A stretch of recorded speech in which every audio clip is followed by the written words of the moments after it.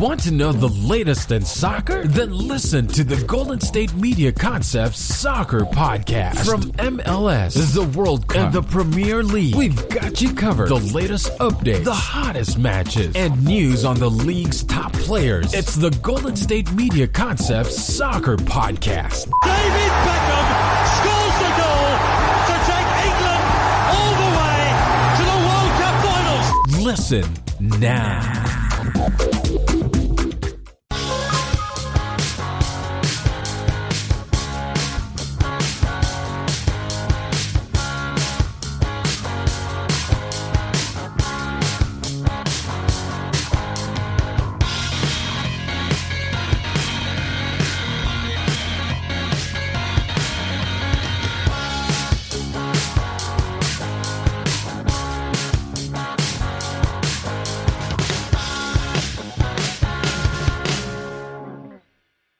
Thank you for tuning into the GSMC Soccer Podcast, brought to you by the GSMC Podcast Network. I'm your host, Steven Melendez, and I'm going to be bringing you the latest and greatest in soccer news from around the world.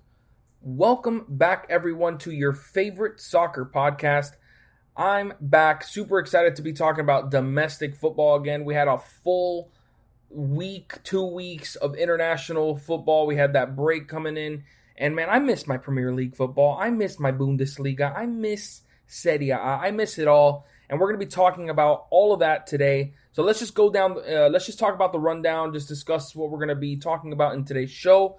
First segment, I'm going to, of course, talk about the Premier League, pretty much the league I cover the most on this show, and we're going to talk about the games, go over, what teams failed to take advantage of this first game after the break, where they're left in the standings, if there's any chance for a title race, which, spoiler alert, there isn't.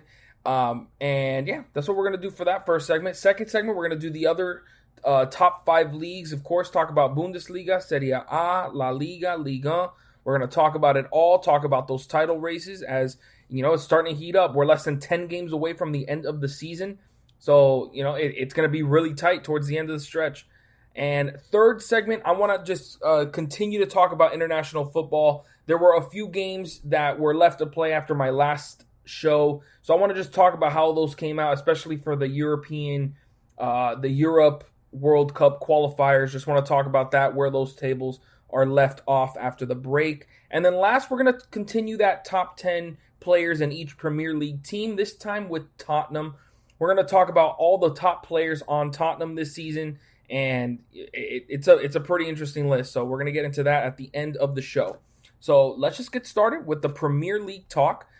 We had a lot of games going on. We still have 2 that are left to play. We have Everton versus Crystal Palace and Wolves versus West Ham. So Everton and West Ham, those are going to be some interesting games to see if those 2 teams can make it interesting for one of those top 5 spots. Everton is fallen down a little bit. They've lost their last 2 games, so they're going to have to step it up if they want to battle for a European spot, because at the moment, it is extremely tight from 4 to 7. You got 4 to 7 is separated by only 2 points. So it's going to be very interesting to see how that ends up. But a lot of games happened throughout this weekend that really changed the look on that, because it could have been very different. Chelsea had a chance to pick up at least a 6-point lead, or I think it was like an 8-point lead on 9th place or 8th place Liverpool.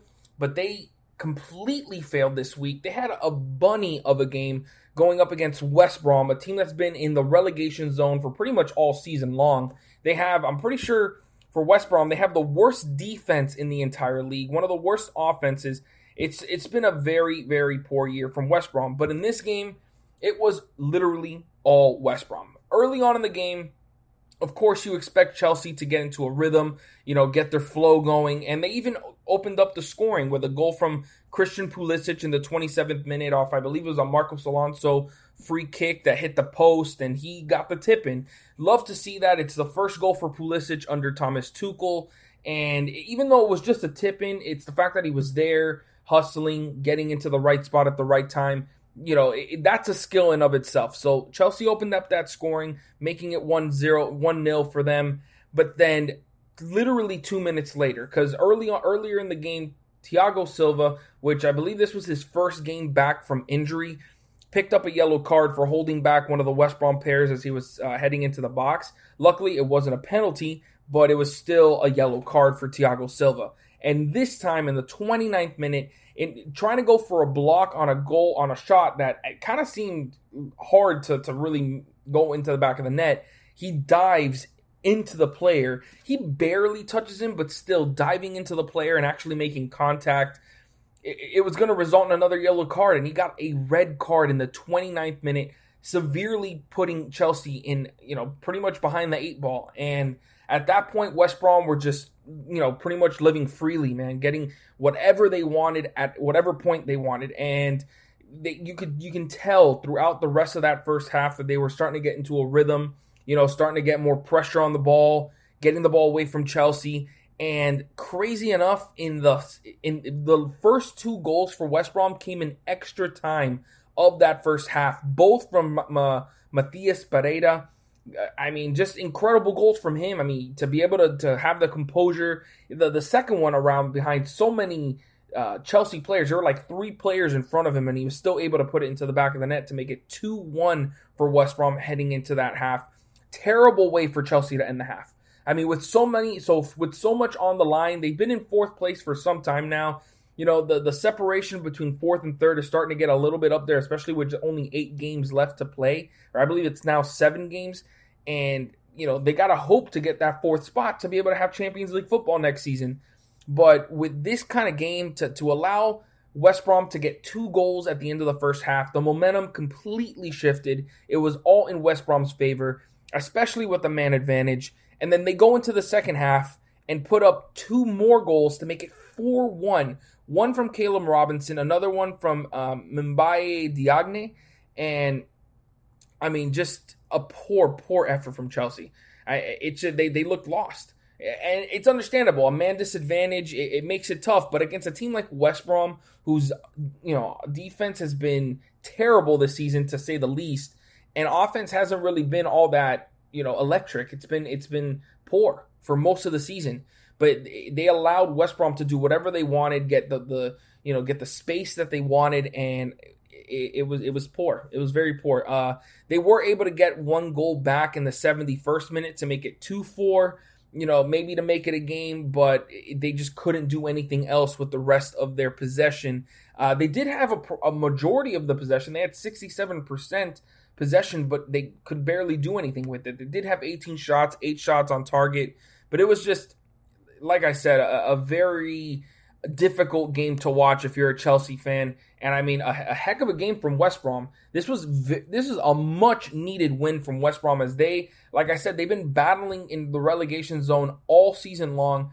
They're still 5 points behind Fulham for 18th, which is still relegation, and 8 points behind Newcastle. So this was like I said, much needed win for them to have any sort of chance to try to get out of this hole and salvage this season.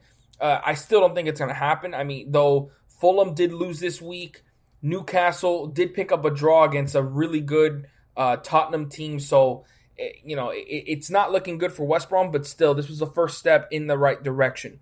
Next, you had Leeds United taking on Sheffield United, and Leeds United took care of business, defeating them 2-1. Jack Harrison getting a goal in the 12th minute to open up the scoring. Sheffield United were able to equalize it before the end of the half in extra time from a Ben Osborne goal, but in the second half, literally the first couple minutes of that second half, they picked up an own goal to make it 2-1 Leeds United, and that was all she wrote in this game. Leeds United pretty much dominated for most of it. I mean, they had more possession. They had 23 shots to Sheffield United's 9, and Sheffield United only had 1 shot on target, so they could barely get any good looks in this game, and it was just an all-around solid performance from Leeds United, and they were able to come out of it with 3 points, so good on them. Now we had a big-time game between Manchester City and Leicester City. Obviously, in terms of quality, you're going Man City every single time. But the way Leicester City have played this season, you'd give them a pretty decent chance. Oh, my apologies. You'd give them a pretty decent chance to come out of this with at least a draw. Although the way Man City have been playing defensively and in attack, it's hard to really see them losing to just about anybody right now. So to nobody's surprise, Man City were able to come out of this game with a 2-0 victory, another clean sheet. It's just time and time again, the defense has just been so, I don't know how to explain it. It's just so dominant and by far the best defense in the entire world this year in soccer. And I mean, you got a goal from Benjamin Mendy, a very rare goal from Mendy. You got a goal from Gabriel Jesus.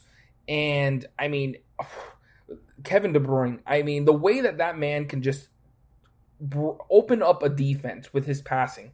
That goal that Gabriel Jesus got, the only reason that it was that open was because Kevin De Bruyne completely sliced open the defense with a through ball to Gabriel Jesus. He gave it to Raheem Sterling, who then passed it back to him for a goal. I mean, beautiful passing from De Bruyne. He's the guy that really unlocks everything. And it's also nice to see Sergio Aguero out there, after he's been injured for most of this season. And it's just a really good game for Manchester City. A game that you expect to happen. Leicester City, they held on for as long as they possibly could. They had a few opportunities at goal, but every single time it looked like they were going to get a chance. Ruben Diaz, who is obviously the heart of that defense this season, was there for an answer. And that was pretty much the writing on the wall in this game. And Man City get all 3 points and continue their ascension into the title of the Premier League.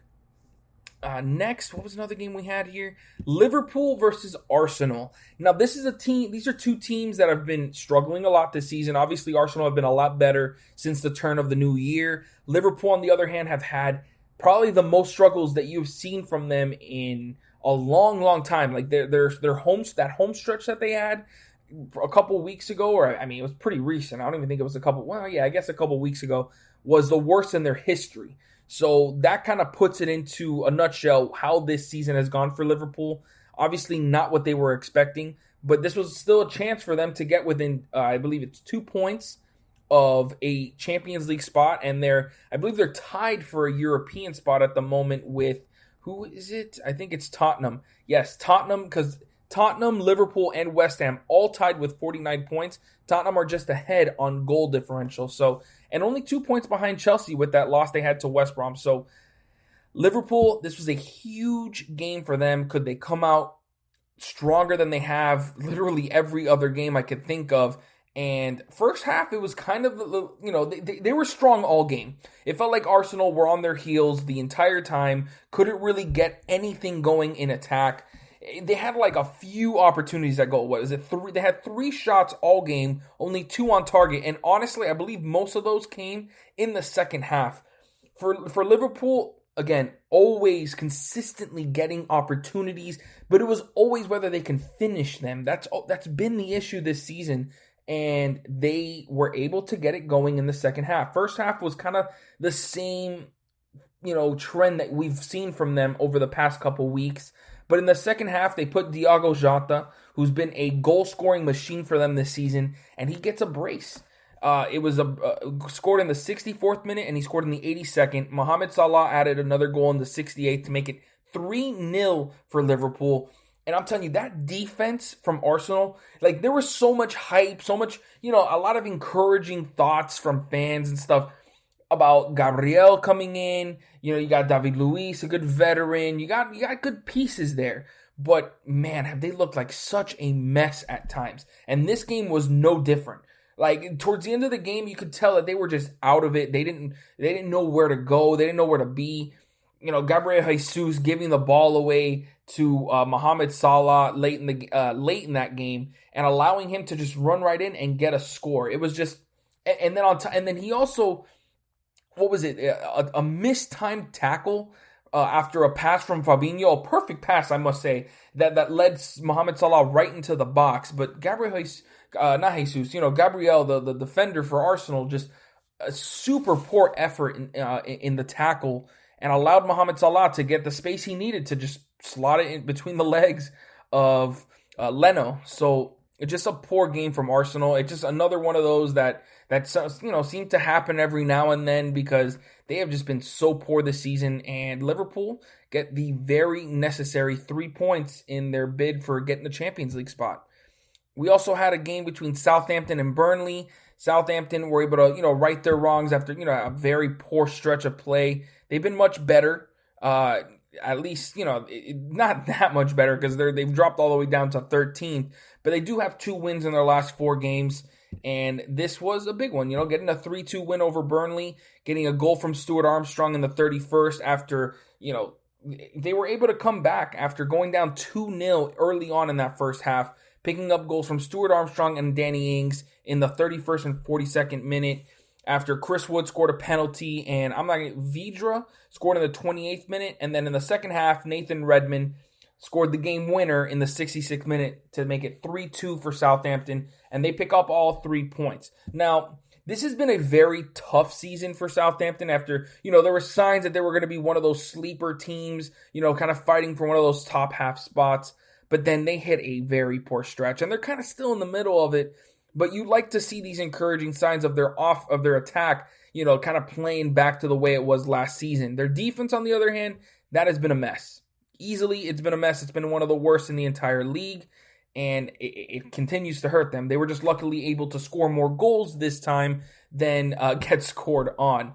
You also had a game between Tottenham and Newcastle, and this was a very poor game from Tottenham. You would expect them to dominate this game, especially when they have guys like Harry Kane out there, Vinicius, Lucas, Hosberg, Ndombele, Lo Celso. They had most of their star players playing in this game. Hugo Lloris was between the sticks, while Newcastle, who have been pretty much in the bottom half of the league this entire season and pretty much battling for a relegation spot because they're only 3 points ahead of Fulham for the relegations in the relegation zone. And this was a huge draw for Newcastle, but for Tottenham, they got to do better than this. To allow Jolinton to score the opening goal in the 28th minute, they answered on that very well, getting a brace from Harry Kane in the 30th and 34th minute. So they answered it perfectly, going into the half up 2-1, and you like what you saw from them. But the second half, it just felt like Newcastle were getting whatever they wanted. In the end, Newcastle had twice as many shots as Tottenham. About the same amount of shots on target, but at the same time, you cannot allow a team to just do what they want and get opportunities at goal, because eventually they're going to, get them. And that's exactly what happened in this game. Late in this game, Joe Willock, the loanee from, I believe, Arsenal, scored in the 85th minute to give Newcastle a much-needed draw here. And Tottenham, they're at least in 5th place, but this was a golden opportunity for them to get at least tied with Chelsea here. But, now they're in a 3-way tie with Liverpool and West Ham, and pretty much anything can happen from this point forward. Manchester United took care of business versus Brighton, getting a 2-1 victory over them. You got goals from Marcus Rashford, Mason Greenwood in the second half after Danny Welbeck scored in the 13th minute for Brighton. So early on, it looked pretty good for Brighton. They were getting their chances. They were, playing very organized football or soccer, however you want to say it. And Manchester United, they were playing decent as well, but it just wasn't enough in that first half. They weren't able to get an equalizer. They didn't look lost, but they didn't look as organized as you would expect them to be against a team like Brighton, who has underachieved this season. And they came out in that second half and looked much, much better. Scored in the 62nd minute for Marcus Rashford. Mason Greenwood scored the winner in the 83rd minute. Huge goal from him. Mason Greenwood, who lit up the Premier League last season, is kind of having a down year this year. But again, he's super young. I think he's still under 20 years old. So you still got to give him time to grow. But you like to see him, play as good as he did in this game and score that game winner for Manchester United, who picked up the 3 points. And I guess it was a much-needed 3 points as they're, still trying to hold on to that second place, even though when you look at the standings, there's absolutely no chance for them to get anywhere near Manchester City. Because you look at the standings now, Manchester City have a 14-point lead on Manchester United. And they do have a game in hand, Manchester United. So technically you can say it's 11 if Manchester United win their next game. Or win that game that they need to get to 31 matches played. But still, 11-point differential with, 7 games left? There's just no chance Manchester City would need to fall apart, which is not happening. It just isn't happening. Manchester City are winning this title, and really the only real battle that we have left is who's going to have those final European spots. You got Chelsea with 51 points in fourth place. Obviously a poor performance against West Brom. You expect them to be one of these teams in the Champions League spot. Obviously, when you consider Liverpool behind them, you really don't know. At any point, Liverpool can, they have the quality to be in one of those 4 spots, but they just haven't shown it at all consistently this season. They have won 2 games in a row, 3 in their last 5, so maybe Liverpool is waking up a little bit and they're going to make a strong push for that final Champions League spot. They're going to try to get into the top 4. Now, Leicester City and Manchester United, I honestly feel like they're locked into that second and third place. Now, who gets second, who gets third in the end, I guess in the long run, it really doesn't matter.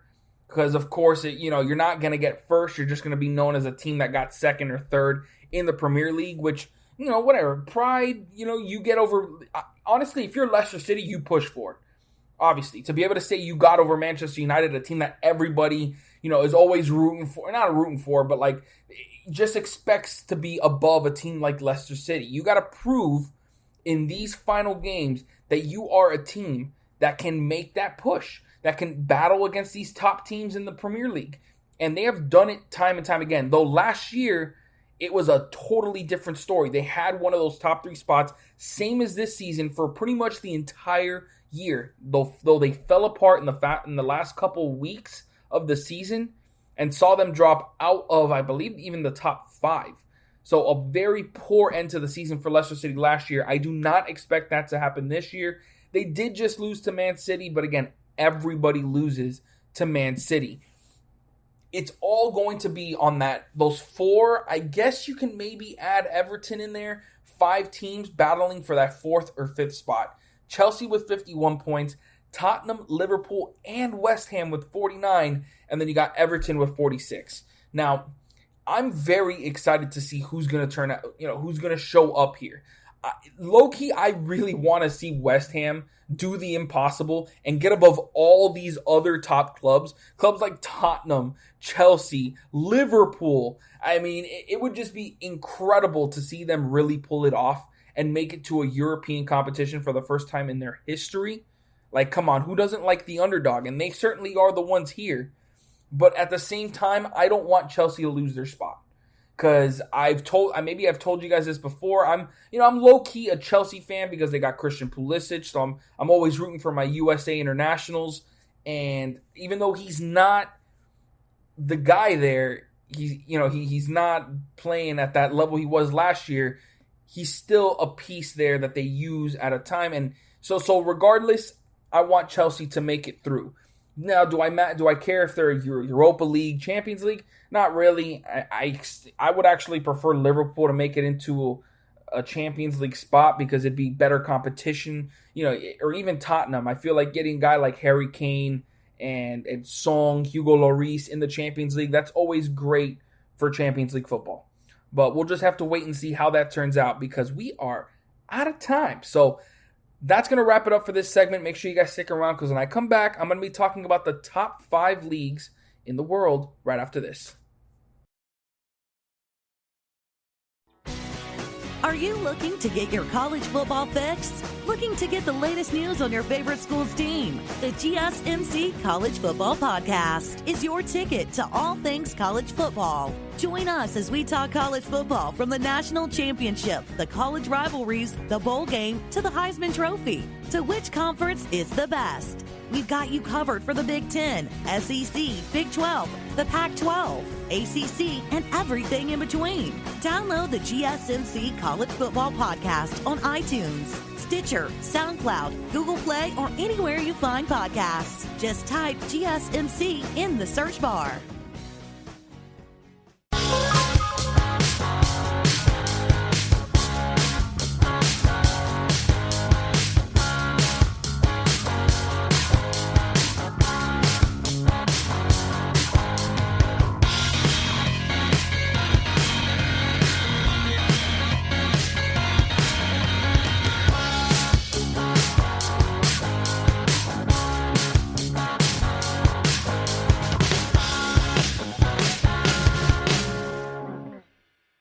welcome back to the GSMC Soccer Podcast. If you missed the last segment, we talked about the Premier League, talked about all the games that happened this past weekend and what it meant for the table as we're near closer and closer to the end of the season. And now we're going to be talking about the other top 5 leagues. We're going to go over Bundesliga, Serie A, La Liga, and Ligue 1 as they also are nearing that end of the season. So there are a lot of very close title races here, but we also have some that are kind of separating themselves, and we kind of know who's going to win the title there. So let's just get started with the Bundesliga as we have some pretty interesting games that happened this week. We had a battle between number 1 and 2 with Bayern Munich taking on RB Leipzig. A huge chance for RB Leipzig to get within, what is it now? It would have been 3 points. They would have been within 3 points of them. Oh, man, but they missed that opportunity. They lose this game 1-0 in a game that kind of felt, it was a little bit of back and forth. Early on in the game, Bayern Munich were really in control, though they didn't have many opportunities despite that dominance early on in the game. There were barely any opportunities on both sides, though late in the game, RB Leipzig really turned it on. In the second half, they were much better, but Bayern Munich were able to get a goal in the first half by a Leon Goretzka banger. Like, he just launched it into the back of the net, perfectly set up by Thomas Müller, like he always does. And Goretzka just time and time again, just so consistent with his finishes, being in the right place at the right time. He is such a great midfielder, and he helped Bayern Munich get these 3 points. But RB Leipzig didn't go away quietly. They were very strong in that second half. We're getting much more opportunities. They just didn't, finish accurately with them. They had 14 shots for the whole game, most of those coming in the second half, but they only had 2 shots on target. So that is just not going to cut it when you take on Bayern Munich.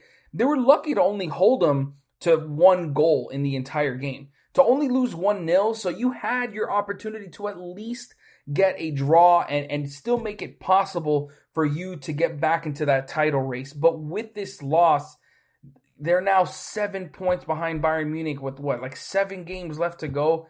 I just do not see it possible. Bayern Munich haven't lost a game in some time now.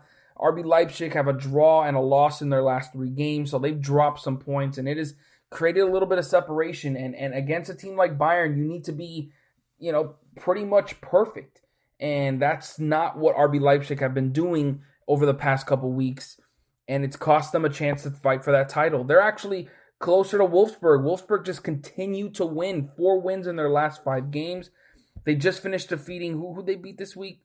No, it wasn't Werder. It was Köln. It was an easy game. It was a game against a team that's been, battling relegation for most of the season. And they took care of business, getting 4. Now they have 4 wins in their last 5 games. Only 3 points behind RB Leipzig and a chance to actually take second place in the Bundesliga. I don't think anybody would have expected Wolfsburg to be this good this season. And behind them, also, Eintracht Frankfurt with 50 points in 4th place. They had a huge game this week also, or this weekend, against Borussia Dortmund, the team that was right behind them. Before the game started, they were 4 points ahead of Dortmund. Frankfurt were. So this game had, and this was for the final spot in the top 4. The final spot for a Champions League placement. And I mean, if Dortmund would have won this game, they would have been only behind them by 1 point, and it would have been a big time race for who gets that final spot. However, Eintracht Frankfurt answered the call and were able to get a huge 2-1 victory over Borussia Dortmund. And this game, a lot of it has to do with Erling Haaland just not having it here. Like, you're always hearing me talk about what a talent Erling Haaland is, and he obviously still is. I mean, he's being courted by literally all the top teams in the world, but he just didn't have it in this game. He had a couple opportunities that he could have given Dortmund a lead in the first half. Well, it was not a lead, but at least to equalize, but he just could not put him away. Nico Schultz, for the defender for Borussia Dortmund, got an own goal in the 11th minute. It was a crazy own goal as well, because it was literally a perfect header that was just outside the reach of the Dortmund goalkeeper, which allowed Frankfurt to get the early lead. Luckily for Dortmund, Matt Hummels was able to get the equalizer right before halftime, but they could have easily had a 2-1 lead going into the half had it not been for Erling Haaland just not having, a good game here. That's just as it must be said. He's that good. So when he doesn't have a good game, yes, you got to expect other guys to have just as good a game or just play well, but it just wasn't the case. And Erling Haaland needs to step up in these kind of opportunities, especially against a team that's ahead of you by 4 points for a Champions League spot. I understand he's not going to be here next season. He's not going to be here. He's going to a big club to, for a fresh start and continue his illustrious career. But this is the kind of game that Dortmund needed to win. But then you look at the other side, Frankfurt just continued to chip away. Kostic, the number 10 for Frankfurt, what a game he had. He's easily the star player of this game, the key man. He set up the Andre Silva game winner in the 87th minute, which, by the way, I mean, this guy is in crazy form this season. He now has 22 Bundesliga goals. I always thought that he was going to get about 20 plus this season, especially with the way he started off the year. And he's just been so consistent, such a goal-scoring threat for Frankfurt. And he's one of the biggest reasons, along with Kostic, to why they are in a Champions League spot. And now, with a 7-point lead ahead of Borussia Dortmund, I'm pretty sure that this is the way that we're going to see the top four. You're going to have Bayern Munich with the title, RB Leipzig, Wolfsburg, and Frankfurt in the 2, 3, and 4 spot. Dortmund, possibly getting a Europa League spot. Can you imagine Dortmund don't even get a Europa League spot? Because they're tied right now with Leverkusen, who have 2 wins in their last 4 games, despite having 3 losses in their last 5. They've been very inconsistent as well, but they're tied. They're tied at 43 points. The goal differential is pretty even as well, with Dortmund having a plus 16 goal differential and Leverkusen having plus 13. So honestly, anything can happen here.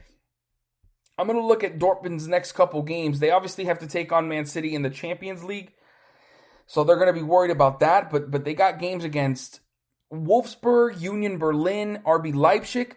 Oh, the final game of the season is against Bayer Leverkusen. My God, what a game that's going to be. I cannot wait to see that happen. But other than that, there were a couple other games where you had Mainz and Arminia drawing, for a little relegation battle there. Mönchengladbach being able to get a win over SC Freiburg, a 2-1 win. They're kind of getting their groove back a little bit with 2 wins and 2 straight wins after 3 straight losses. And they're now tied with Union Berlin and Stuttgart for 7th. Though they're behind both those teams on goal differential, so it hasn't really been that great a season for them. But yeah, that's pretty much what's going on in the Bundesliga. Let's move on to Serie A, where honestly, I feel the title has already been decided. I kind of thought the title was low-key decided when Inter Milan was eliminated from both the Champions League and the Europa League. Because at that point, I've been saying this, they were going to be extremely focused on winning this Serie A title. That's all they have left this season.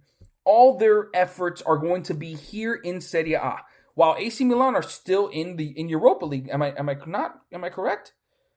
Oh no, I think they got eliminated in the round of 16 by Manchester United.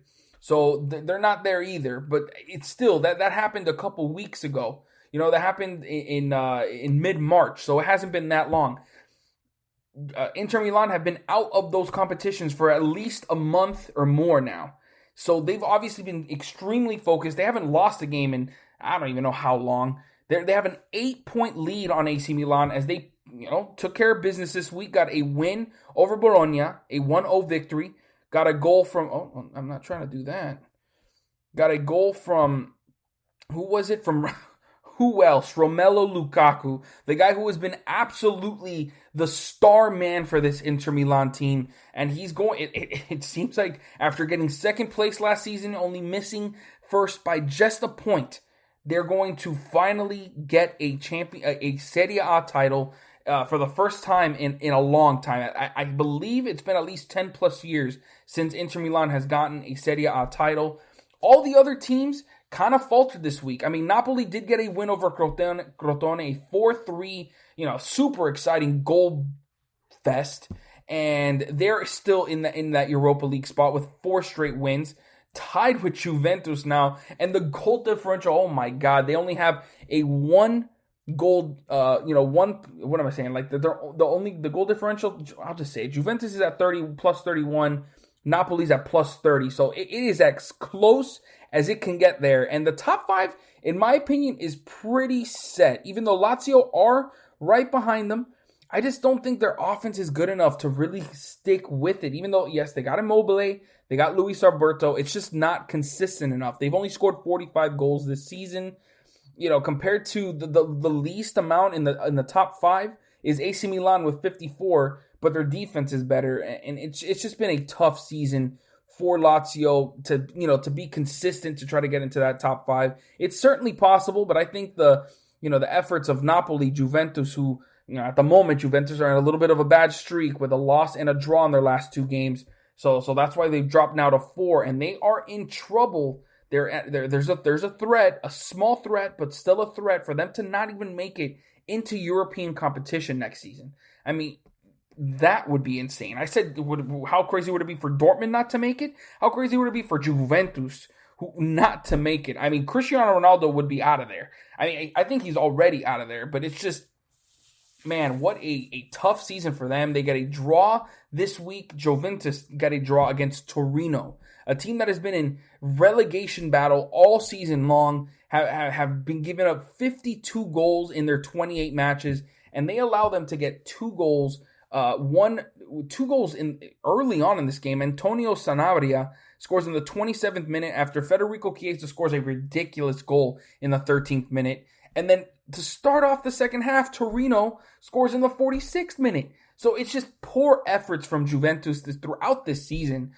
I mean, I hate seeing it because, I mean, Weston McKennie didn't even play in this game. So honestly, I'm not even that hurt because he didn't even play. He wasn't even off the bench. So I think he might be injured, but that's the thing. It's like when they don't play Weston McKennie, honestly, I'm fine with them drawing or getting a loss because then it just shows how important he is. You know what I'm saying? I just love it. I honestly love it. But Sassuolo and Roma also had a draw, a 2-2 draw. This was a pretty close game, and Sassuolo were able to escape with a victory after it was tied 1-1, and then Roma took another lead going up 2-1, and then late in this game in the 85th minute, Sassuolo were able to get that equalizer and at least hold on to a point. Milan, that's the thing, man. Milan just continued to put together poor performances, man, and even with a man advantage for most of the second half, they were not able to capitalize. They were able to get a goal, an equalizer in the 87th minute. It took them 87 minutes to get 1 goal against Sampdoria. This is not the same AC Milan team we saw earlier in the season. You're sure they dominated possession, but for the most part, this AC Milan team has looked like a shell of themselves since the start of the year. When the year started, like let's say December, maybe January, you're talking Europa League, them versus Man United, you would have probably favored AC Milan to go through. Even with the quality that Manchester United has. Now, you're not surprised that they got eliminated by Manchester United because they just have not played at that top level. And I completely overrated them. I thought they were going to be one of the top teams in that Europa League. I thought they were going to be one of the top teams in Serie A and be a challenger or at least be near the top for most of this season. And yeah, they're in second, but now they're with 60 points. They're closer to Atalanta, who have 58 points, who have been playing very well of late. You gotta credit them to have 4 wins in their last 5, and I continue to say it for them to kind of reinvent themselves. I mean, they're still a high attacking team. They're relying a lot more on Luis Muriel, who usually came off the bench for them, but now he's been much more, just a much more prominent player for them, much more key for them. And Duvan Zapata scored as well to make it 3-2 for them over Udinese. Big game for Atalanta. Just continue to chip away and hold on to one of those Champions League spots. Although it's still pretty close. That Champions League race is going to be very close in Serie A. But in terms of the title, it's already done. Inter Milan are going to be the titles for Serie A this season. Next, let's go to La Liga, where things are heating up in a big way as Atletico Madrid once again dropped points, losing this time to Sevilla. I mean, a huge game. I mean, Sevilla win 1-0, and that's a huge game for Sevilla, just continuing to solidify themselves as one of those top 4 teams in La Liga. I mean, they're close enough. There is a huge gap between 4 and 5. There is just, there's a separate battle going on for the Europa League spot. But the Champions League is set. You got Atletico Madrid, Real Madrid, Barcelona, and Sevilla, which has been the case for a long time. But Sevilla has always kind of been a step slow, a step behind, which offensively they certainly are. They've got 40 goals scored. The closest to that is Atletico and Real Madrid with 51. And the defenses are all pretty even. But you got to credit Sevilla to go into that game against Atletico Madrid getting a huge 1-0 victory to at least stay pretty close to them. I mean, they're 8 points behind Atletico Madrid, 5 behind Real Madrid. So it's really not that catastrophic. But with that loss that Atletico Madrid had, if Barcelona get a win, I believe, tomorrow? Yes, on Monday, they're only going to have a 1-point lead on Barcelona. And Barcelona have been absolutely killing it in La Liga. They haven't lost. I don't even know how many games it's been. They 6-1 Real Sociedad, 4-1 Huesca. They got a clean sheet on Osasuna. So that's 1, 2, 3, 4, 5. And then they got a draw against Cadiz. So they got 5 straight wins, and those are dominant victories. They got 3 clean sheets, 1 against Sevilla. They dominated Huesca 4-1, dominated Real Sociedad 6-1. It's been really, really good play from Barcelona, but we do still have El Clásico coming up on April 10th. That's going to be a huge game for both clubs. Which one can keep pace up with Atletico Madrid? And does Atletico have any big games against those two teams? See, there is a game against Barcelona. There's a game against Real Sociedad, though Real Sociedad have been very inconsistent.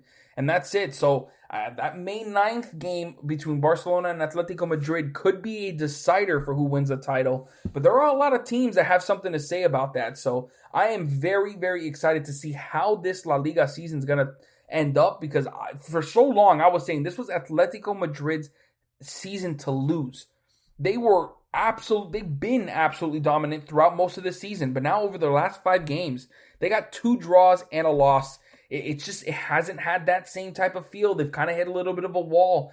They've got to try to find that form again to hold on to that title spot, because they certainly, in my opinion, deserve to have one of those last spots. It hurts that they've been kicked out of the Champions League by Chelsea, no less, a team that has been, under Tuchel, they've been pretty solid. I can't lie, but I don't know. Compared to Atletico Madrid, I couldn't believe that they messed up in that, and to get 3-0'd on aggregate score, it just wasn't the right way for Atletico Madrid to go out.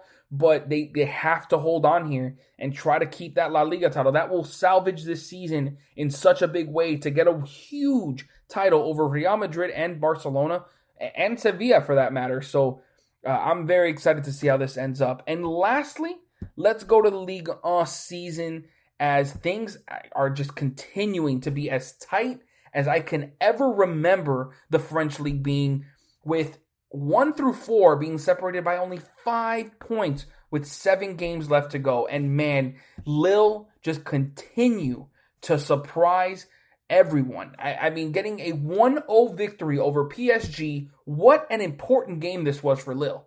They are obviously down in terms of goal differential. PSG has plus 45 goal differential. Lille has plus 32. So being tied in any way is in favor of PSG. So they needed to get this victory here, Lille did. Because it still doesn't guarantee them the title.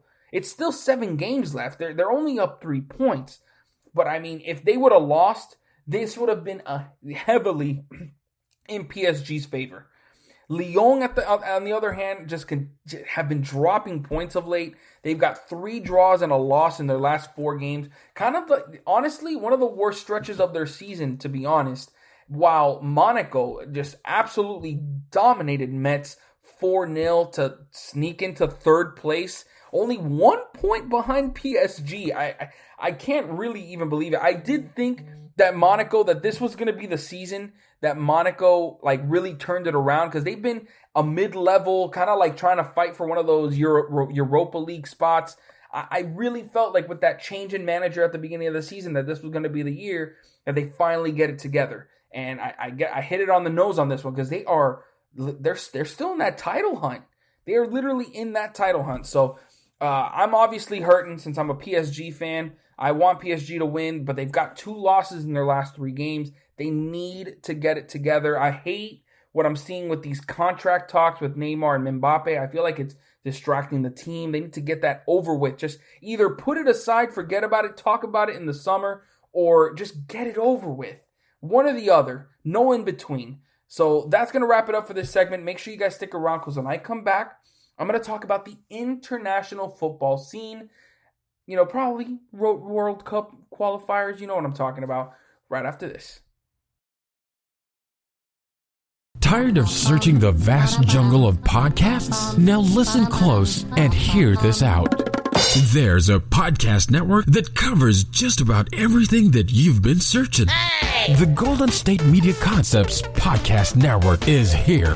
Nothing less than a podcast bliss with endless hours of podcast coverage. From news, sports, music, fashion, cooking, entertainment, fantasy, football, and so much more. So stop lurking around and go straight out to the Golden State Media Concepts Podcast Network. Guaranteed to fill that podcast itch. Whatever it may be. Visit us at www.gsmcpodcast.com. Follow us on Facebook and Twitter, and download us on iTunes, SoundCloud, and Google Play.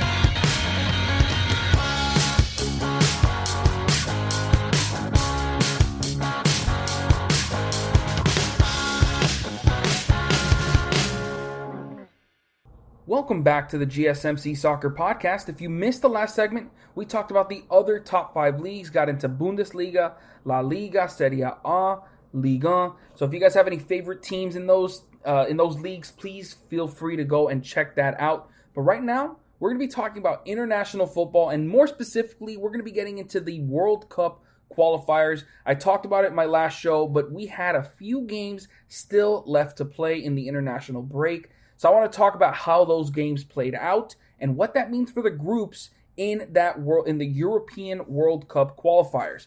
So let's just get started with Group A, where we had Portugal, Serbia, Luxembourg, Republic of Ireland, and Azerbaijan.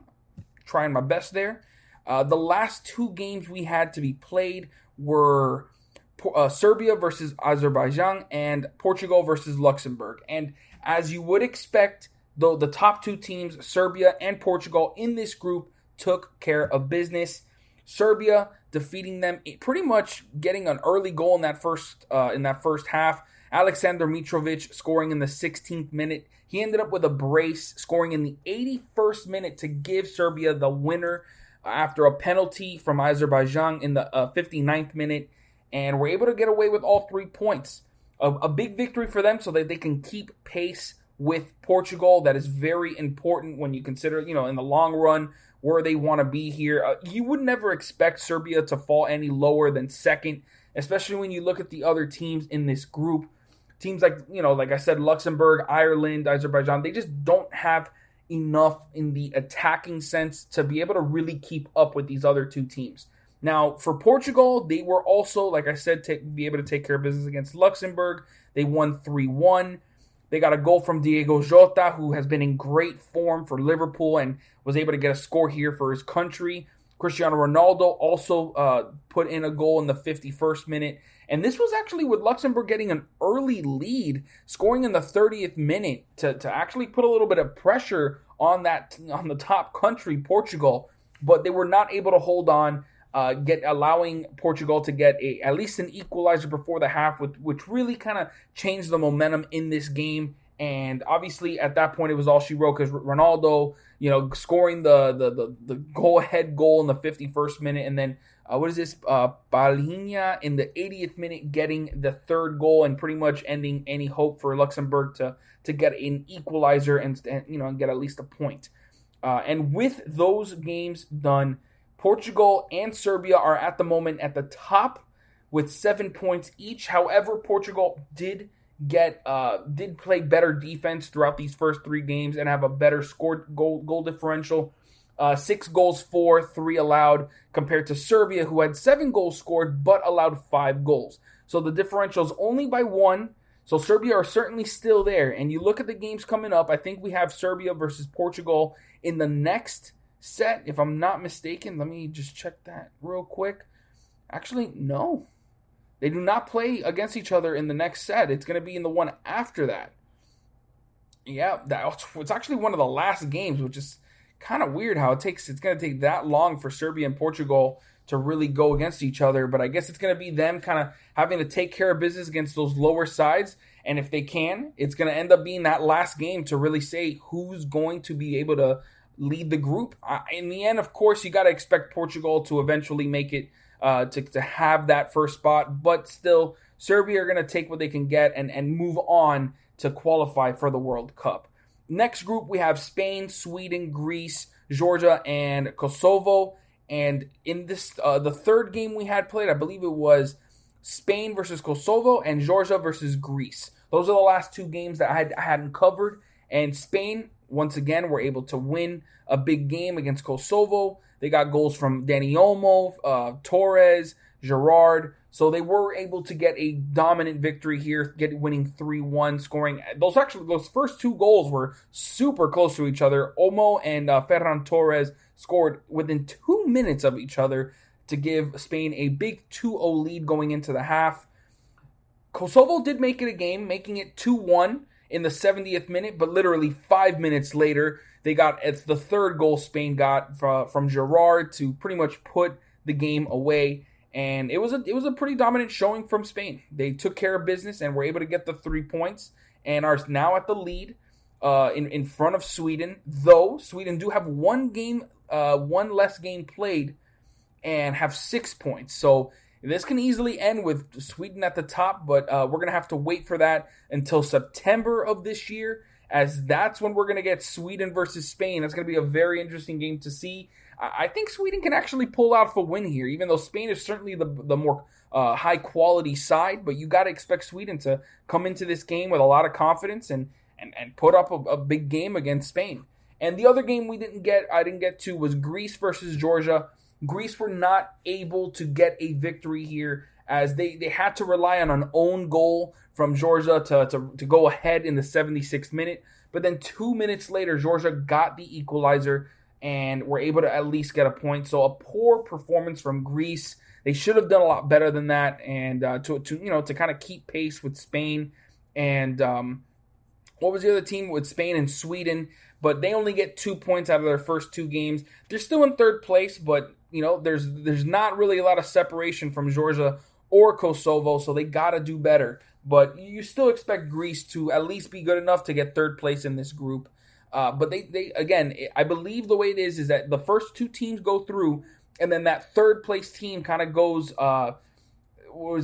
depending on how the goal differential or how many goals scored, or the points, I think is what they look at first. Whoever has the most points in those third place teams go ahead into the World Cup. So they got to do better. They had chances in these first 2 games, didn't take advantage of them, have 2 points in the first 2 games. So that's how Group B ends.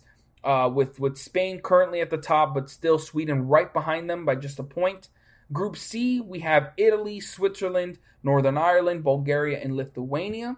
The 2 games that I didn't pass up were Northern Ireland versus Bulgaria and Italy versus Lithuania. And Bulgaria and Northern Ireland, they ended up ending it in a goalless draw. Neither able to really pull away from the other. It was pretty much a back and forth affair. But Italy were able to get their 3 points and have a perfect international break. They get a goal from Sensi in the 48th minute, and then a penalty from Immobile in the 94th, pretty much to put it away. But this game was all Italy from the very start. They were pretty much dominating from the get-go, as you would expect from a team as good as Italy. And they in their 3 games, they got all 3 points, were not scored on once. So pretty much a perfect international break for Italy. Switzerland, on the other hand, I mean, they also are doing pretty good. They got 2 goals in their first 2 games. So they have 6 points right behind Italy. And you got to expect them to still put up a big fight against Italy, because Switzerland are one of those underrated countries that don't have, a crazy amount of talent, but they play so well together. You just can never put them away. But still, at the moment, Italy 9 points in 3 matches, a perfect international break.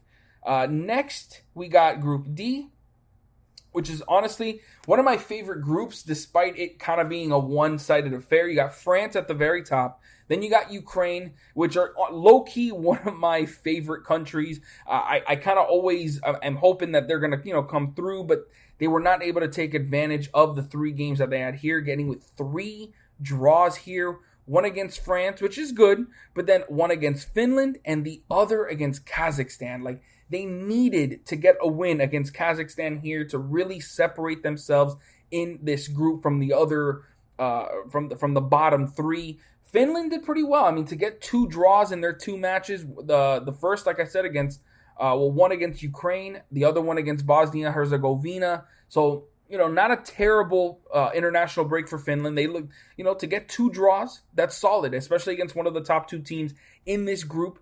But for Ukraine, once they got that 1-1 draw against Kazakhstan, it ended up being a poor outing. It's just they needed to at least get their 3 points here, so they can at least have 5 and be within, striking distance of France. But with France getting a 1-0 victory over Bosnia-Herzegovina, not a convincing victory whatsoever. First half, it was kind of back and forth. France certainly had more opportunities. They just were not able to really push ahead and get a clear chance at goal. But in the second half, things changed. Griezmann was able to get that game winner in the 60th minute, give France all 3 points, and move within a pretty decent amount of Ukraine in Group D. They now have 7 points in 3 matches. 4 goals scored, 1 allowed. So it was only that 1 goal in that draw against Ukraine. Ukraine, 3 draws in 3 matches. Not what they were hoping for, especially when they're taking on teams like Finland and Kazakhstan. You would expect them to beat those teams. But still, 3 points does have them ahead in the group. But that's with a game in all 3 teams underneath them have a game in hand. So they need to do better. No doubt about it. Group E, we have Belgium with Czech Republic, Wales, Belarus, and Estonia. You have, what were the 2 games I missed was Belgium versus Belarus and Wales versus Czech Republic. That was the game, the Wales versus Czech Republic. That was the one I was very excited to watch because I wanted to see which one was going to really make that separation, because early on, Czech Republic was very, very strong, getting a 6-2 victory over Estonia and then a 1-1 draw against Belgium. That was a huge, huge draw for Czech Republic. But they lost to Wales 1-0. It was a Daniel James, once again, playing very well for his country, gets a late goal in this one in the 82nd minute to give Wales the much-needed 3 points, as, they're now pretty close to them. You look at them, they got 3 points in their 2 matches. They did lose one of those games. They lost to Belgium, so there's no real harm there. And Czech Republic in 3 games have 4 points. So after a pretty strong start, a poor finish. And for Belgium, I mean, what a game against Belarus. Getting 8 goals against Belarus. What was it? They got a brace from Troussard. They got a brace from Vanakin. Benteke scored. Batshuayi scored. Doku, Praet.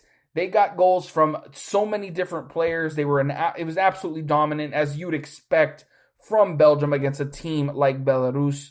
But man, it's just really incredible what you see from them. 12 goals scored in 3 matches played, 7 points, 3 ahead of Czech Republic, 4 ahead of Wales. But Wales do have a game in hand, so it'll be interesting to see how that works out.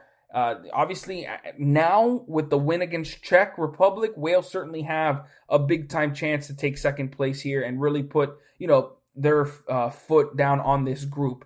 But Belgium is the clear favorites here, and it's really no challenge after that. Group F, we have Denmark, Scotland, Israel, Austria, Faroe Islands, and Moldova. Denmark have been absolutely dominant in this group. They had a game against Austria in the last game of this international break. Austria are one of those low-key very strong teams in this group. Their defense has been pretty poor, especially in this game against Denmark, where they allowed Denmark to score 4 on them. But Austria were playing pretty well. They had a 3-1 victory over Faroe Islands, a 2-2 draw against Scotland, which they pretty much dominated for most. Scotland just had to get a late victory, a late equalizer to really salvage a point there. But Denmark dominated them. They've got 14 goals scored in their 3 matches. Not a single one has been scored on them.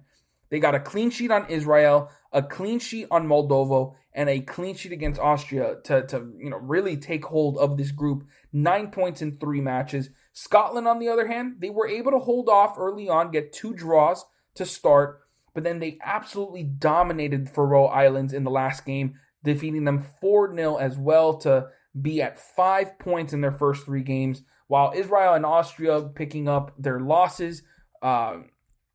Israel picked up They picked up a win against Moldova in that last game of the international break, a 4-1 victory. So it was very dominant victories for each of those 3 teams, and that's why they're near the top of the group. You got Denmark obviously leading the way, Scotland with 5 points in second place, Israel have 4 points, tied with Austria, but they have a much better goal differential. So it's looking pretty good for Denmark in Group F.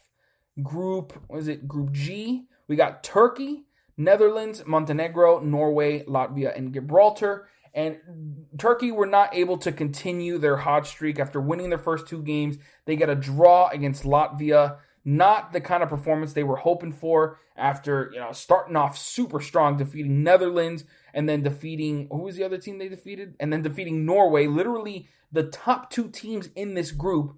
To put off a draw against Latvia is certainly not the way they wanted to end this group, especially with Netherlands, Montenegro, and Norway each finishing off their international break with wins.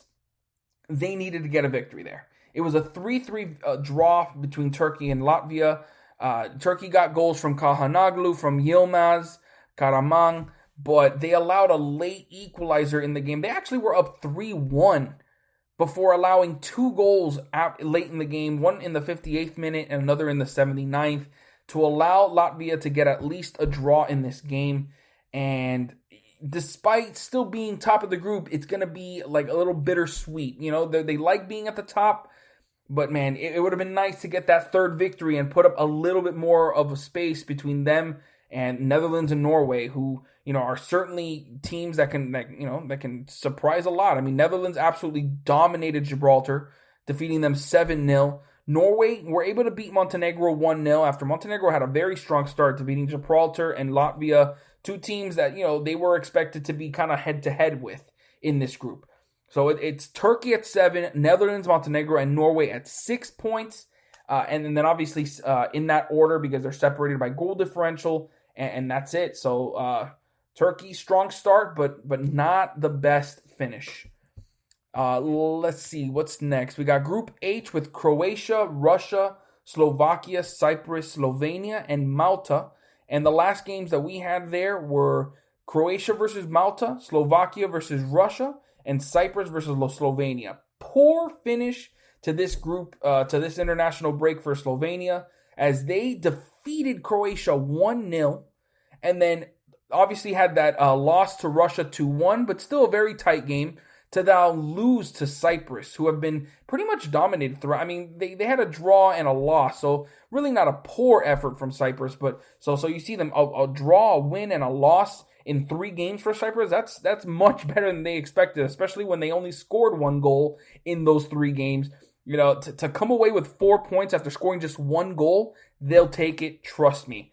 And Slovenia, man, just dropping more points, dude. Now falling behind Cyprus and in 5th place. Malta are kind of, they don't really have the personnel, the quality to really keep up with some of these teams. That's why they lost to Croatia 3-0. Slovakia able to defeat Russia 2-1, getting that, kind of taking advantage there and winning that game. They're now just 1 point behind Russia after Russia had a very strong start. Slovakia able to get 2 draws and a win here.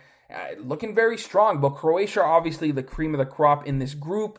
They have 6 points, a better goal differential. They only got scored once in this group in these first 3 games. So strong start for Croatia, but that loss that they had to Slovenia certainly hurting them right now. Let's see. Next, we have Group I. We have England, Hungary, Albania, Poland, Andorra, and San Marino. Easily the most one-sided group of any that I've seen here so far. And England, are showing that to be true as they defeated Poland 2-1. The only other, top team in this group. They got a penalty from Kane, a late goal from Maguire to win the game. And England have pretty much dominated so far early on in this competition. And they got 9 points in 3 games. You can't really ask for more than that. On top of that, their defense has been very dangerous for a long time now. And they only allowed 1 goal in these first 3 matches. Hungary, right behind them, their offense has been very good. 10 goals in 3 matches. That's why they got 2 wins and 1 loss. And they're right behind them with only 7 points. Albania, on the other hand, not bad. 2 wins and a loss. They'll obviously take it, but Poland, you got to expect better from them. Their attack is very good, but their defense has been struggling for some time now, and that certainly has been the biggest issue for them. That's why they have 4 points, 2 behind Albania, 3 behind Hungary, and they're way behind England now. They need to pick it up, beat those teams that they should beat in order to really get on to the next round. And now in Group J, man, what a turn of events. Germany in 3rd place in the group. Guess who's first? Armenia.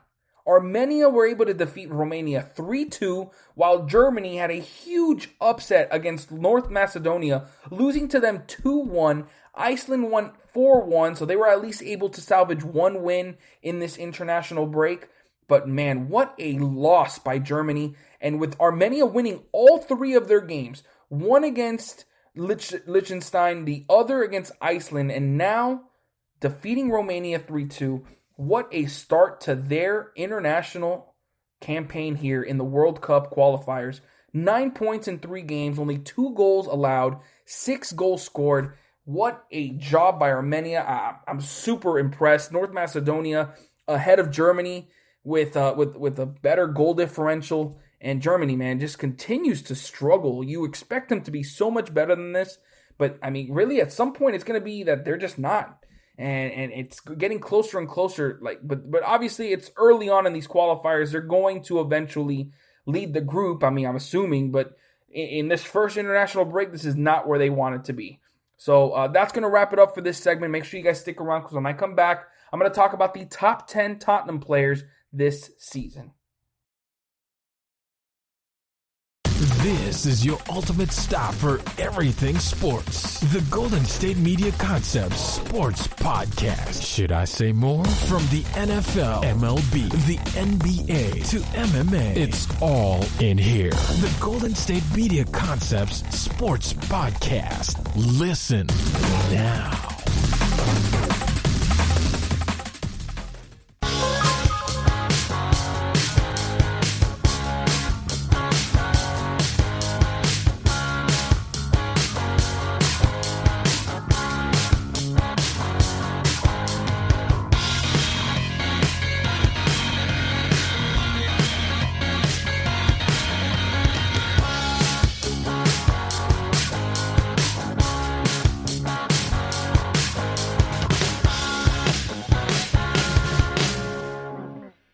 Welcome back to the GSMC Soccer Podcast. If you missed the last segment, we went over the international football scene. We talked about the European World Cup qualifiers. We talked about all those final games that happened right before the international break ended.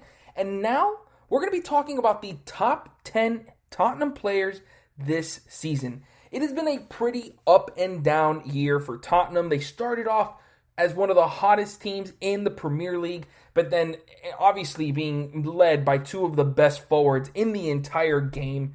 And then they just kind of hit a wall. It just wasn't the same. They got a couple signings that did certainly, show up, which will be on this list, but others that just did not and are not going to be on this list. Just a little spoiler alert, Gareth Bale is certainly not on this list. He has been so inconsistent this season and does not deserve it. But let's just get started with number 10. I have Lucas Moura. Now, this year has not been the same kind of impact that Lucas Moura has had the past couple seasons. I mean, he's the guy that scored the unbelievable goal to get them into the Champions League final a few years ago. So, obviously he's not having that kind of impact. But he's still such a valuable piece off of their bench. I mean, the fact that he's able to score 8 goals and 6 assists, he does have 40 appearances, but he's got 23 starts. So he's mainly, it's like half and half, where he's a spot starter. He mainly comes off the bench as a sub, but he still gives you that incredible impact as he's the second, he's not the second leading, or third. Because obviously you got those two top forwards. I don't want to talk about their names. We're going to get into it later. We've got those two top forwards, but then we got Gareth Bale and Carlos Vinicius, who in those cup matches, because I'm talking about all competitions, they obviously scored a few goals. But Lucas Moura has been such a consistent piece for them. Maybe I'm being a little biased here because of his PSG past history. But, 0.7 key passes, 1.2 dribbles per game, almost 74% pass completion on about 19 attempts a game. With those 8 goals and 6 assists, plus he plays consistently, he's a very valuable piece. And in my opinion, comes in at number 10 because he does so many things for them. And honestly, there are times when their attack is just stuck. And then Lucas Moura is just such a spark plug that comes off of the subs and just makes something happen for Tottenham. It happens so many times, and that's why he is number 10 on my list. At number 9, we have Matt Doherty, the Ireland defender. Doherty has been such a great addition to this team. His ability to create off of the, I believe he plays the right back. I think it's the right back position if I'm not mistaken. Yes, he plays off the right. He has been a great addition for this team. To be able to be an outlet for them who consistently gets them regular opportunities in attack. Serge Aurier was like the guy who was there regularly, but he was super inconsistent. Matt Doherty gives them someone who can play well in attack, but also is a very solid defender.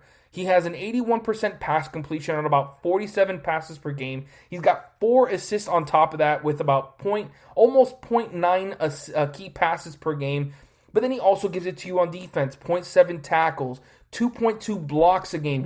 He has no problem getting in the way and sacrificing his body. 2.8 aerial duels, so he can get in the air. 0.9 interceptions a game. It's a little bit of everything from Matt Doherty, and he's after being brought in on the winter transfer window, he has been a very, very solid addition and has been pretty much Mourinho's key man at that right back position. So very, very good season for Matt Doherty, and I expect better coming in next season as he gets a full season with his new team. That's why he comes in at number 9. At number 8, we have a resurgent season, in my opinion, from Davinson Sanchez. There was a lot of talk about him just not living up to the hype, which for good reason. He really just wasn't. He wasn't playing at that level that many were expecting him to when he first joined Tottenham. He showed spurts. He showed potential to be a very strong anchor at that center back position. But it was just so many inconsistencies. This season, he gave you a little bit of everything. He got you the 2 goals. He gets you about 87% pass completion on about 50 passes a game. 1.4 tackles, 1.2 blocks, almost an interception a game. 5.2 clearances a game. He was just absolutely disrupting everything for that defense. Any opposition attack, he was normally getting in the way and causing problems. He uses that length in such a variety of ways. He got 2.5 aerial duels a game. The man just did it all in that defensive end. The fact that he was able to add a little bit on the offensive end, obviously giving you those 2 goals, both being headers, it kind of capitalizes or capsulates, I think that's the word I'm coming up with, his season, just being a very all-around defender who is more known for his defense than his offense, but this season finally got it a little bit going on that other side to contribute. And that's why he comes in at number 8. I could have possibly moved him and Matt Doherty, kind of flipped them around, but I just think Davinson Sanchez, being a guy who has been there for some time, he was dealing with with a bit of inconsistencies early in the year, but he certainly turned it around, and I feel he's doing a lot better, and it comes in at number 8. At number 7, one of my favorite players on this Tottenham team, Sergio Reguilón, one of the new signings that they brought on, and what a signing that has been. Honestly, the best signing that they made, because they brought in Gareth Bale, who was expected to be, obviously like that third star alongside, the 2 top forwards on this team, but he really didn't work out. I mean, he's been inconsistent. I mean, he's had opportunity, he's been a little bit better of late, but he's been inconsistent overall. Sergio Reguilón, in my opinion, has been a consistent option for them at that left back position. 5 assists from that left side, 75% pass completion on about 40 attempts a game, 1 tackle, 1.9 blocks, 1.1 interceptions, 2.2 clearances. So he also gives you that hustle on defense. He's a two-way player, and I love those type of fullbacks. Not the ones that'll just, be an offensive threat. Obviously there are some that are so much better in that department, like a guy like Trent Alexander-Arnold, that you kind of put aside, his defensive inefficiencies. But for Sergio Reguilón, he is one of the best crossers on this team. He gives them so many opportunities on that attacking end, but he's also a workhorse. He gets back on the other side. His work rate is incredible. He even has 1.0 dribble, so he's got a lot of technical skill as well, and 1.1 aerial duels, so he's certainly not inept at getting in the air and causing some havoc there as well. So that's why I have Sergio Reguilón coming in at number 7. At number 6, this is actually someone I thought I might have put a little bit higher, but I feel like 6 is a good number for him. Eric Dyer. He's had a very solid season for that back line. Is honestly the best defender that they had this season. Eric Dyer, in 30 matches played, he had about an 86% pass completion for about 52 passes a game.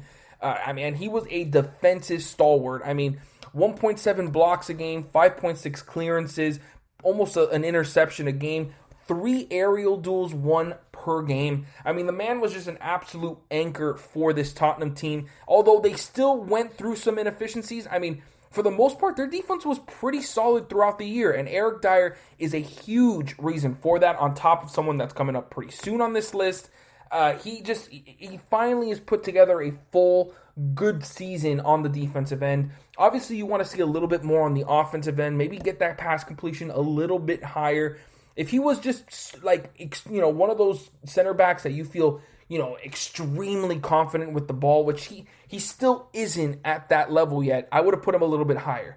But right now, he's still a very strong defender, someone who you can rely on to really keep that back line organized, and that's why he comes in at number 6. At number 5, we have, I believe he's the captain. We have the captain and one of the best players on this team for so long now, Hugo Lloris, a leader amongst men. Hugo Lloris started off this season so strong, but then he kind of fell off just a little bit, but he's still one of the best goalkeepers in the entire world. He's got about a 75% save percentage. He's got 12 clean sheets in his 37 appearances. And aside from just his ability to stop shots, his positioning, his reflexes, his length, he's one of the longest goalkeepers that you'll find. It's his IQ, his leadership, all that comes into play here, and that's why I really couldn't leave him any lower than 5. There was just no chance. Someone behind him had to have stepped up in a big, big way to really put him any higher, to put him any lower, but they just didn't. Hugo Lloris is always a staple for this Tottenham team and a sign of consistency for them. So for me, Hugo Lloris comes in at number 5 for obvious reasons.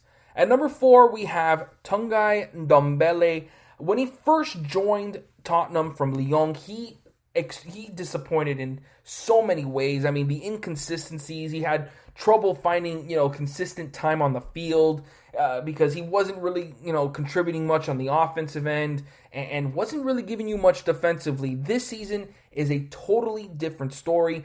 In my opinion, he kind of, became that third, attacker for that. I mean, not really attacker because he more plays in the center mid role, but he became that like third star for this team in so many different ways. I mean, 5 goals, 3 assists, about an 86 pass completion percentage on 33 passes a game, and then he also gave it to you defensively, 1.2 tackles a game, 0.9 blocks, 0.7 interceptions a game, and then obviously he's one of the more technically skilled players on this list. 1.8 dribbles per game from a guy like, that just, you don't really expect that from, but he's just so, magisterial with the ball, I should say, quoting one of the best commentators of all time. And it's just, I love the way he plays. I still remember that goal, that incredible goal he had earlier in the year that I don't remember who it was against, but it was just incredible. He has that ability to do those type of plays, the plays that you just wouldn't expect from him. He can set other people up. He's a big enough body that he can help on the defensive end as well. He's just such a great all-around player. He's just not elite on that defensive side.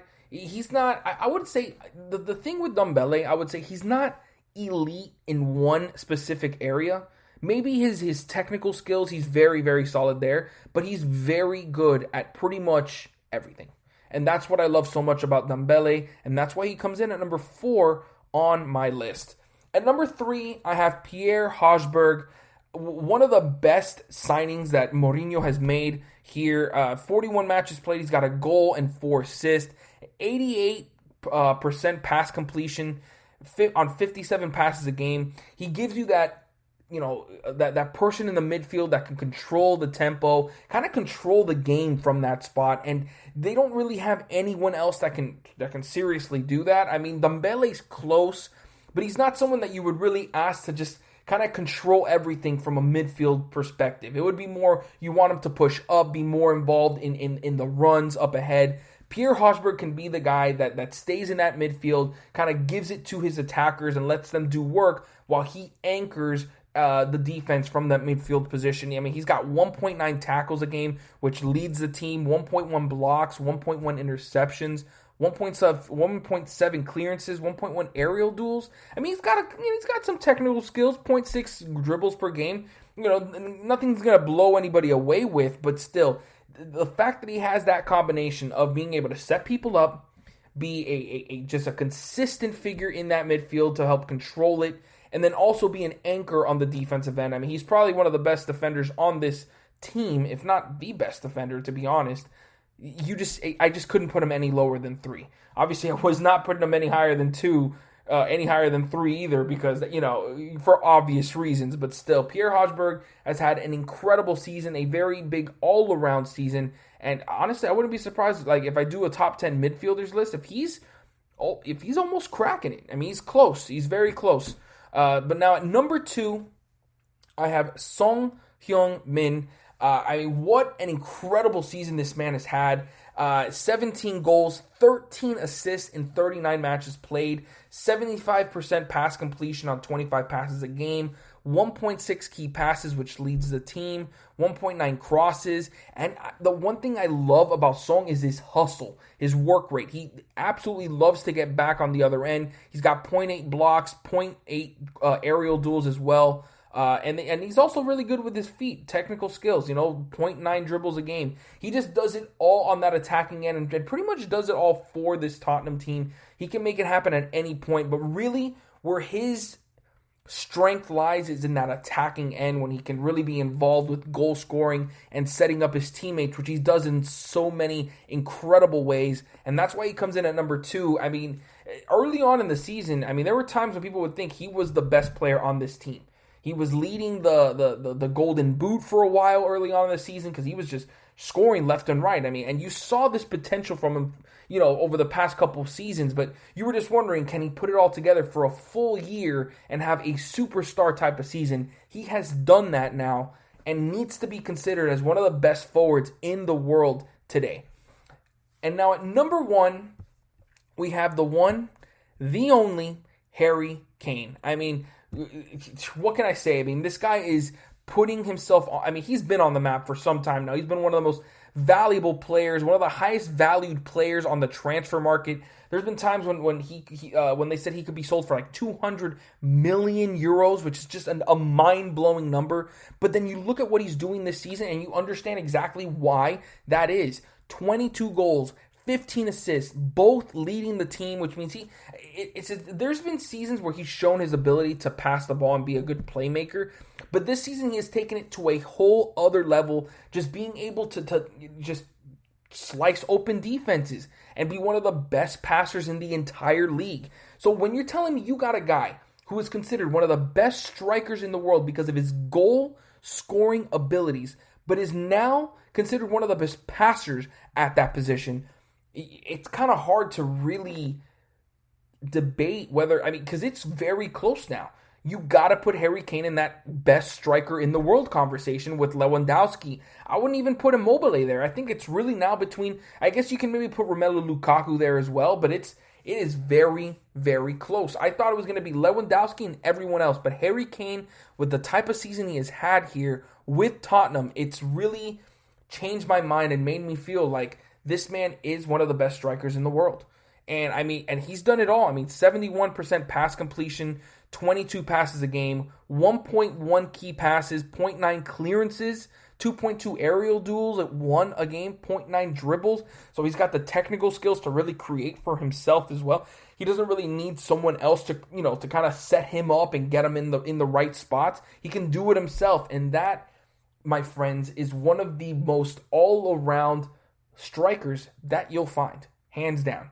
So, in the end, he's easily the best right now in the Premier League. It's not even close. Now, in the world, that's a conversation for a whole other day. I can't wait to have it with you. But yeah, that's going to wrap it up for this show. I hope you guys enjoyed. As always, thank you for listening to the GSMC Soccer Podcast, brought to you by the GSMC Podcast Network. I would like to ask that you please remember to subscribe to the show and write a nice review. That really helps us. Also, if you can please follow us on Facebook, Twitter, and Instagram, I would really appreciate it. Thank you and have a great night. You've been listening to the Golden State Media Concepts Soccer Podcast, part of the Golden State Media Concepts Podcast Network. You can find this show and others like it at www.gsmcpodcast.com. Download our podcast on iTunes, Stitcher, SoundCloud, and Google Play. Just type in GSMC to find all the shows from the Golden State Media Concepts Podcast Network, from movies to music, from sports to entertainment, and even weird news. You can also follow us on Twitter and on Facebook. Thank you, and we hope you have enjoyed today's program.